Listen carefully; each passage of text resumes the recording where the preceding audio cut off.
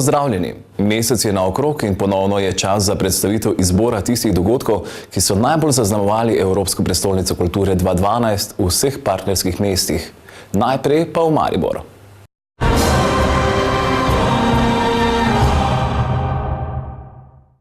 Nekdanja velika kavarna, ena najbolj prepoznavnih stavb Maribora, je po nekaj letih samevanja znova odprla svoja vrata in zaživela z novo vsebino. V sklopu Evropske prestolnice kulture je velika kavarna sedaj razstavišče, prva razstava Nemci in Maribor, stoletje preobratov, pa obuja pomemben del zgodovine mesta in njegovega prebivalstva. Razstava prikazuje prisotnost in vlogo Nemcev v mariborskem političnem, kulturnem, gospodarskem in vsakdanjem življenju. Razstava Nemci in Maribor zajema obdobje od leta 1846, ki sovpada s prihodom železnice v Maribor, do leta 1946. Gre za stoletje preobratov, ki je pustilo pečat tako v ustvarjalnosti in razvoju mesta, kot tudi z nacionalnimi trenji in tragiko obeh vojn. Nemci so bili do prve svetovne vojne večinsko prebivalstvo mesta in so del zgodovine štajerske prestolnice. Obsežno razstavo, ki celovito izrisuje prisotnost in vlogo nemškega prebivalstva v Mariboru, je pod vodstvom etnologinje Jerneje Ferleš postavilo 21 avtorjev s pomočjo Pokrajinskega arhiva Maribor. Vsekakor je jasno, da so Nemci skupaj z ostalimi someščani v tem mestu pustili mnoge sledi. Te sledi so po eni strani stereotipne sledi, ki jih mogoče v naših glavah najprej zazvenijo, ampak treba je pomisliti pravzaprav na marsikaj. Vsak dan hodimo mimo hiš, ki jih gledamo, pa verjetno nikoli ne pomislimo, da so te hiše zgradili ljudje, ki bi jih po nekih kriterijih uvrstili med Nemce, da so ljudje se v nemščini pogovarjali v tem mestu, da je jezik opredeljeval mesto tudi in odnose med ljudmi. Tudi politična zgodovina je precej daljša od samo dogodkov v 20. stoletju. O Nemcih pravzaprav 60 let ni bilo veliko govora, o Nemcih v Mariboru bolj parcialno, o posameznih osebnostih ali pojavih, ne pa celovito. In naš namen je bil z enim pietetnim odnosom do zgodovine, torej prikazati zgodovino v njeni kompleksnosti, da bi dejansko tudi to temo osvetlili in s tem poskušali zaceliti določeno rano, ravno zaradi tega, da bomo v prihodnosti znali biti drug do drugega bolj strpni. Odprtje razstave je privabilo veliko obiskovalcev, tako iz Slovenije kot tudi iz Avstrije. Hier im Drautal im jetzigen Radl geboren wurde und da bin ich sehr interessiert, wie sich die Entwicklung der Deutschen wieder aufbaut. Mislim, da smo prebrodili neke zgodovinske razlike. Wahnsinnig viel Informationen und ich glaube, man bräuchte 1-2 Tage, um sich alles anschauen zu können. Tudi Nemci so bili del Maribora, del mariborske zgodovine, pa malo več bom zvedela o tem, to mi pomeni dosti. Razstava je postavljena v znamenito mariborsko veliko kavarno.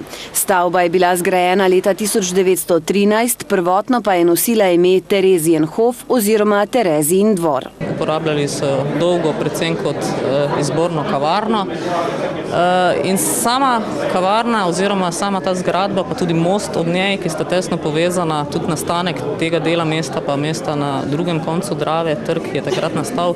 Vse to so med drugim teme, ki so tudi del naše razstave. Velika kavarna je bila nekoč središče druženja nemškega prebivalstva. Po drugi svetovni vojni pa je slovela predvsem po plesnih večerih, ki so še vedno v spominu številnih Mariborčanov. Ta kavarna je bila, jaz sem rodil se 1944, po vojni še v Titovi Jugoslaviji, središče in stečišče Mariborčanov, predvsem v tistem zabavnem smislu življenja, ne toliko v izobraževalnem. Tukaj smo hodili na ples, poslušali smo naš domači ansambl in se seznanjali seveda z prijatelji preko družabnih prireditev. To je bil ples vsako soboto, po nedeljo, pa nasplošno so Mariborčani občudovali veliko kavarno. Recimo čez teden, ponedeljek, ko smo prišli v službo, pravi, kje so bili veliki kavarni, to je bilo enkratno doživetje, veliki kavarni je bil. Od 90-ih let je v veliki kavarni deloval kazino, ki je zaradi stečaja ugasnil. Po nekaj letih samevanja je sedaj prepoznavna mariborska zgradba dobila novo vsebino. Naš namen je bil, da devastirana ali pa prazna prizorišča po centru mesta oživimo s kulturnimi vsebinami. Mislim, da s tem lahko središču mesta damo pravzaprav nov utrip, nov zagon in tudi seveda na nek način nadomestimo manko nekih novih investicij, ki v teh kriznih časih niso tako enostavno izvedljive, kot so bile mogoče kdaj prej. Razstava Nemci in Maribor bo na ogled do 15. junija, nato ji bodo sledili regionalni knjižni sejem in še 2 razstavi. Koncert kitarskih virtuozov imenovanih Kings of String je v Maribor privabil številne glasbene navdušence, ki so pokazali veliko mero spoštovanja do te glasbe. Po koncertih v Podgorici, Beogradu in Zagrebu so v Mariboru igrali v razprodani dvorani. Njihovo izjemno znanje pa dopolnjuje nenehna tekmovalnost in veliko prijateljstvo. 3 izjemni glasbeniki, Vlatko Stefanovski, Tomi Emanuel in Stočelo Rosenberg, ki so se združili v trio Kings of Strings, so se v Mariboru predstavili z balkanskimi ritmi, klasičnimi kitarskimi baladami in džezovskim preigravanjem. Zaznamujejo jih prijateljstvo in kitarska virtuoznost. These guys are the reference of today's acoustic guitars in the world, which means everything else you judge by them. All the aspects are here. Fast, furious songs. Kljub bogati glasbeni karieri so še vedno lačni novega znanja in igranja. Every day we're on the bus, these couple of days before, since early morning, after breakfast, we get into the bus and we play until the final destination that day. It's important to have fun with music, to enjoy it and to feel the pleasure of it, you know. If we are having a good time, we know that the audience will be having a good time. Like Tommy said, we're playing the whole day and we have really a good time together. Slovenski javnosti najbolj poznan je zagotovo Makedonec Stefanovski, ki je sinonim za kitaro na Balkanu. Preden je leta 1994 izdal svoj prvi solo album Cowboys and Indians, je 18 let igral v legendarni skupini Lebi Soul.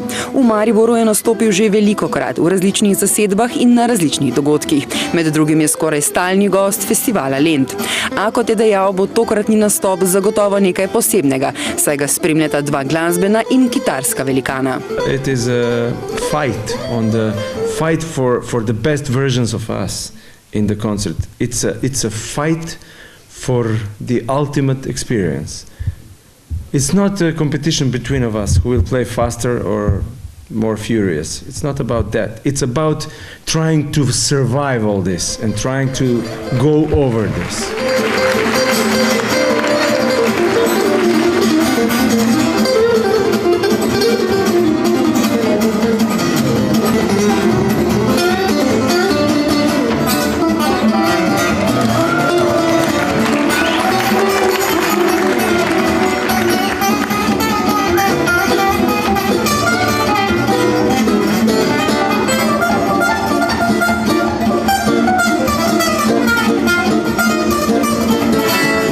Really, the tempos that we are playing and the demanding music that it's going on, it's really something very beyond all my career. I play guitar for 40 years and I've been in many combinations in the last 30-35 years.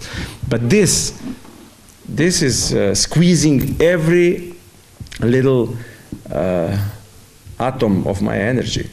Odzivi občinstva po koncertu so bili enotni. Mislim, pač res ta glasben praznik, super je bilo. Jaz sem v koncertu zelo užival, Tomija Emanuela že spremljal, odkar sem igral kitaro, tako da ga je bilo fantastično videti tu v živo. Odličen koncert, res fenomenalno, to je bilo treba doživeti. Jaz sem trenutno brez besed, ker je bilo res ful svetovno, pa prva stvar, ki bom šla jutri zjutraj delati, je to, da grem vaditi. Zelo lepo. Ta mešanica kultur in zelo prijazni in simpatični. Mi smo bili že zelo veseli, ko smo izvedeli, da oni pridejo. I think we must have many fans here because firstly people write to my website from here, and last night after the concert we took a little food in the hall and then I came out the stage door, you know, security, and there were many people waiting outside for autograph, and some of them were from here. Poprašali smo tudi po skrivnosti glasbenega preigravanja velikih mojstrov, ki ustvarjajo vedno nove melodije. Like in the labyrinth, okay? You're somewhere, but sometimes you feel lost, but the next moment you are found.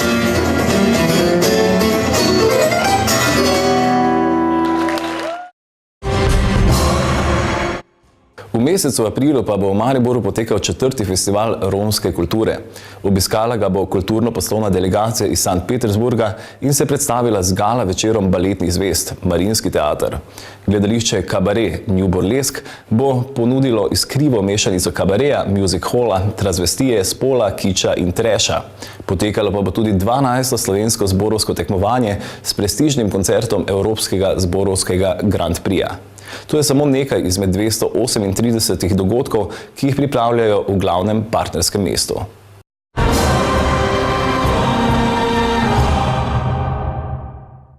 Slovenj Gradec bo v aprilu zasedel mrežni projekt Filmska delavnica, nadaljeval se bo tudi festival literature Urška, po mestu pa se bo odvijal tudi rokodelski festival.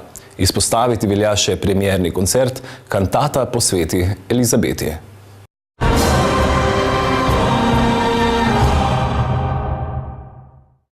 V Velenju, partnerskem mestu Evropske prestolnice kulture, je bil marec v znamenju džeza. Gostili so namreč 7 zanimivih džez večerov. V uvodnem napovednem koncertu jazz festivala smo na Velenjskem Titovem trgu slišali Radka Divjaka na bobnih in 2 domačina Roberta Jukića na basu in Jureta Pukla na saksofonu. Od 7. do 23. marca pa se je v Max klubu zvrstilo še 7 vrhunskih jazz koncertov. Takole je vodja programa Jure Pukl na otvoritvi predstavil program 7 jazzovskih spoznanj. Prvi dan bo otvoril Velenjčan Robert Jukić svojo zasedbo Operation Charlie. Potem naslednji dan bo ameriško-avstrijsko-slovenska zasedba Doug Johnson trio, kjer bom nastopil sam tudi kot gost. Potem naslednji teden se začne 14. marca z nastopom skupine Renato Kiko, Primož Grašič, Howard Curtis in jaz sam Jure Pukl. In pa naslednji dan mlad slovenski vibrafonist Vit Jamnik z prav tako mlado slovensko pevko Mirno Bogdanović in z nekaj mladimi perspektivnimi slovenskimi jazzovskimi glasbeniki. Potem pa zadnji 3 koncerti pa bo nastopila prvi večer Kaja Draxler z svojim triom, ki jo sestavljata še 2 italijanska glasbenika. Potem Jaka Kopač Igor Matković projekt, katera zasedba je nekako mlajše generacije jazzovskega dogajanja v Sloveniji, in pa zadnji večer bo nastopil Mike Sponsa z gostom Primožem Grašičem, kar bo mogoče malo bolj bluzovsko obarvan večer, in to je tudi zaključek festivala. Na 4. večeru je nastopila zasedba Vit Jamnik kvartet s pevko Mirno Bogdanović. Zasedba se je na pobudo Jureta Pukla zbrala prav za to priložnost, a jih bomo kljub temu v prihodnosti po njihovem mnenju v isti zasedbi še lahko slišali. Z Zvidom sva že v preteklosti sodelovala in pač oba dva hodiva na isti konzervatorij, zato sva nekako potem smo se odločili, da je moče bilo dobro, da sodelujemo skupaj pač. A lahko torej v prihodnosti še pričakujemo sodelovanje? Ja, čisto možno, čeprav še nič ne vem za naprej, ampak se zna zgoditi. Vit Jamnik je mlad, talentiran, komaj 18-letni vibrafonist, ki si svojo glasbeno pot še utira. Skupaj z bivšo pevko zasedbe Papir, Mirno Bogdanović in ostalimi že priznanimi glasbeniki iz Slovenije in Srbije je že sodeloval, zato je bilo toliko lažje brez posebnih predpriprav nastopiti v tej novo nastali zasedbi. V bistvu vaje smo imeli, zdaj na ta dan, pred koncertom. Posebej v tej zasedbi sicer še nismo skupaj igrali vsi, ampak smo pa že z različnimi zasedbami enem z drugim prej igrali. Sem v bistvu, razen z Dušanom, z Bobnarjem, sem že prej igral z vsemi člani zasedbe. Ampak je odlična zasedba to in mislim, da se obeta dober koncert. Jazz ima velik vpliv na vse glasbene sloge 20. stoletja. Tipično se v jazzu pojavljajo glasbila kitara, bas kitara, saksofon, pozavna, klavir, klarinet, trobenta, kontrabas, bobni in vokal. Večini izmed njih smo prisluhnili tudi na Max Jazz festivalu, med izvajalci pa so nastopili tudi domačini, ki jim je nastopanje pred domačo publiko vedno izziv. V bistvu je skoraj bi lahko rekel najtežje nastopati pred domačo publiko, ker dosti ljudi poznaš in poznani obrazi in je nekako mogoče odgovornost še toliko večja, da ne razočaraš tistih najbližjih oziroma poznanih. Začetki glasbene zvrsti džeza segajo v glasbeno tradicijo severnoafriških kultur, ki so se na ameriških tleh spojile z ameriško in evropsko kulturo in njunimi glasbenimi instrumenti. Njegove korenine segajo v blues in glasbeno evropskih vojaških orkestrov. V kompozicijskem smislu je prepoznaven po poliritmih, nepravilnih poudarkih sinkopah, improvizaciji, modrih notah in neperiodični gradnji. Velenjska publika je vse to vzljubila že v preteklosti, zato je tudi ta festival bil zelo dobro sprejet. Mislim, da je Velenje pripravljen, vsaj glede na to, da se je že v Velenju kar nekaj džezovskih tudi festivalov, delavnic in koncertov zgodilo v preteklosti. Mogoče je bilo zelo v zadnjih letih tega malo manj, ampak me veseli, da se pač v tem sklopu Evropske prestolnice kulture dogaja malo več na temo džeza. Max Jazz festival je skupaj z uvodnim koncertom in ostalimi 7 večeri velenjski publiki postregel z veliko dobrega in kvalitetnega džeza, v katerem so na svoj račun prišle vse generacije, tako malo starejši kot malo mlajši in celo najmlajši. V tem mesecu pa vabijo na premiero igre Frdamana pravljica, glasbeni dogodek Made in Velenje ter razstavo Snujemo prihodnost.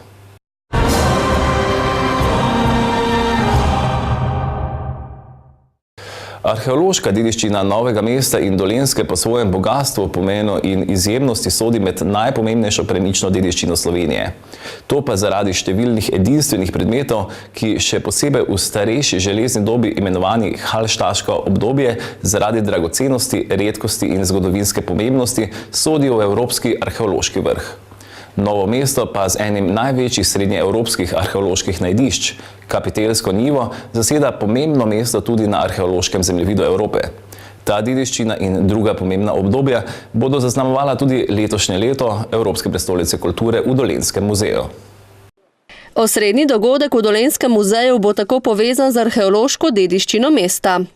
Posebej situlsko umetnostjo, ki jo bomo predstavili na posebni fotografsko-dokumentarni razstavi, ki bo povezana pravzaprav z našo stalno arheološko razstavo, arheološka podoba Dolenjske, kjer si lahko obiskovalci vse te spomenike situlske umetnosti ogledajo v živo. Na tej razstavi pa pripravljamo fotografske povečave vseh detajlov in vseh pomembnih situl, ki so bile odkrite v Novem mestu in se nahajajo v Dolenjskem muzeju. Na razstavi bodo prvič zbrali vse situlske spomenike Novega mesta z analizo in torej to bo razstava, ki bo predvsem likovna razstava, likovna v smislu z panoji, kjer bo prikazani z izrednimi fotografijami na posnetki situlskih detajlov in predvsem umetniških izdelkov tistega časa. Z razstavo bodo gostovali v ostalih partnerskih mestih EPK-ja, kasneje pa tudi v tujini. Kajti namen razstave je, da vedenje o novomeški situlski preteklosti in predvsem situlski umetnosti razširimo tudi izven Dolenjske in izven Slovenije. Saj, kot vemo, ta del novomeške preteklosti predstavlja tudi izjemno pomemben prispevek k poznavanju celotne evropske prazgodovine. Razstavo bo pospremila zloženka. Osrednje delo, ki idejno zori že kar nekaj let, pa bo dvojezična monografija, v kateri bodo v sliki in besedi predstavili vse, kar premore novomeška situlska umetnost in zaradi katere je Novo mesto mesto Situl. Besedilo zanjo pripravlja arheolog Borut Križ, fotografijo pa so zaupali prekaljenemu mojstru, sicer novomeščanu, ki že desetletja ustvarja v Kelnu, Saši Fujsu. Kjer pa v resnici bo pa zbrano dejansko prvič na enem mestu tudi vse gradivo Novega mesta, najpomembnejše gradivo, se pravi, ki dopolnjuje situlsko poznavanje in seveda tudi same situle Novega mesta z vsemi detajli in z vsemi možnimi risbami in prikazi. To bo eden najpomembnejših arheoloških dokumentov Novega mesta, s katerim se bodo predstavili tudi svetu. Zajemal bo vse, kar že vedo o novomeški situli, sicer pa njihovo vedenje se skozi dopolnjujejo odkritja ob izkopavanih na Kapiteljski njivi. Novo mesto prav zaradi svoje prazgodovinske arheologije v državnem merilu odstopa od drugih mest in najpomembnejša je prav situlska umetnost. V Novem mestu namreč je najdeno pravzaprav kar največ teh situlskih spomenikov, torej posod izdelanih iz tanke bronaste pločevine, ki so okrašene v situlskem stilu. In vse te situle pravzaprav sodijo v celotnem evropskem pogledu na situle v zadnjo obdobje izdelkov situlske umetnosti in kot kaže, je bila ena od močnih delavnic za izdelavo teh situlskih spomenikov tudi v Novem mestu. Gre za 6. 5. stoletje pred našim štetjem, ki je v Evropi bolj poznano kot obdobje grške civilizacije, Etruščanov v Italiji, drugod pa je bilo to obdobje starejše železnodobne kulture. In resnični, edini umetniški izdelki tega časa v osrednji Evropi je situlska umetnost in so situle z temi upodobitvami človeških in živalskih likov, ki so vedno prikazane v nekem delovanju, v nekem gibanju. To niso samo statični posnetki, bi lahko rekli, ampak vedno poskušajo prikazati neko dejanje, neko pripoved, ki pripoveduje pravzaprav dejansko o življenju višjega sloja tedanje družbe, torej halštatske družbe v srednji Evropi. Razstavo bodo odprli 1. junija, takrat pa naj bi išla tudi monografija. Že pa je postavljena razstava Novo mesto 1848-1918, ki so jo odprli novembra lani, na ogled pa bodo 24. februarja 2013.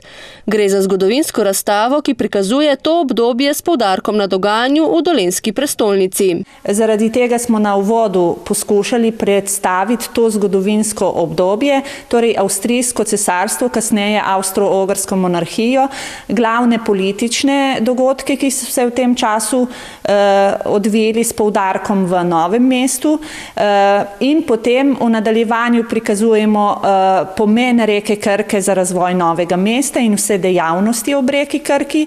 Prav tako predstavljajo Novo mesto. Leta 1850 so bile namreč ustanovljene sodobne občine, nadaljujejo s predstavitvami podobe mesta in ljudi ter pojavom fotografije in razglednice. Prikazujemo upravno razdelitev Novega mesta in pa predvsem pomen šolstva v tem obdobju v našem mestu, na koncu razvoj društvenega in družabnega življenja v mestu. Na razstavi imamo pa tudi dve interierni predstavitvi, in sicer Altdeutsch spalnico in pa salon meščanski kot osrednji prostor stanovanja meščanstva v tem obdobju. Sestavni del razstave so tudi digitalne vsebine z galerijo 600 fotografij, kratkim kvizom in računalniško igrico za najmlajše. Sicer pa je postavitev v celoti prilagojena slepim in slabovidnim. Opremili pa so jo tudi s temno sobo, v katerem predvsem videči dobijo občutek, kako slepi in slabovidni zaznavajo svet okrog sebe. Smo se poučili v tej tematiki in velik problem so predvsem slabovidni, kajti število le-teh zelo narašča. Zato je namensko izbrana barvna lestvica pri postavitvi razstave, tudi označeno gibanje po samem razstavišču, narejene so tako imenovane tipne slike. Na vsaki vsebini je tudi podnapis v brajci. Z različnimi pristopi so skušali prikazati utrip Novega mesta in razstavo približati čim več ljudem.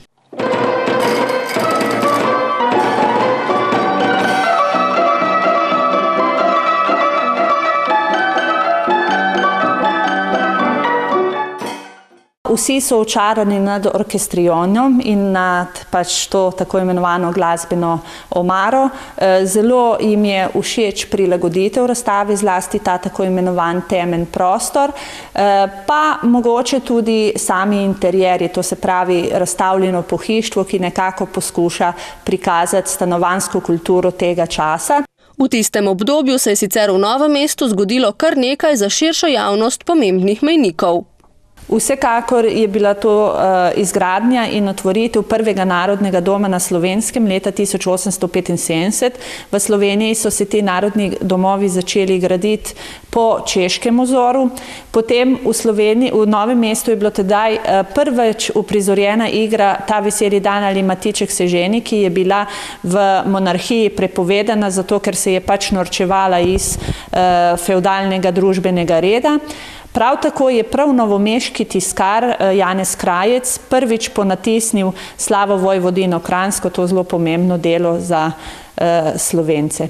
S programi v sklopu EPK-ja bodo v programu Dolenjskega muzeja zaključili 30. novembra, ko pripravljajo še prenovo stalne etnološke razstave, ki bo letos stara že 26 let. In tako bodo zaključili projekt, ki so mu dali naslov Preteklost Novega mesta in njegova premična dediščina. V Novem mestu pa v aprilu potekajo različne ustvarjalne delavnice ter festival knjige.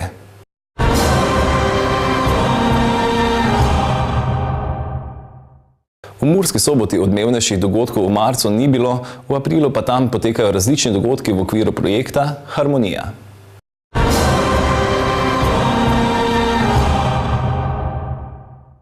V sklopu projektu Evropske prestolnice kulture 2012 se je na Ptuju marca predstavil vrhunski duet Borut Zagoranski in Askok Klauda.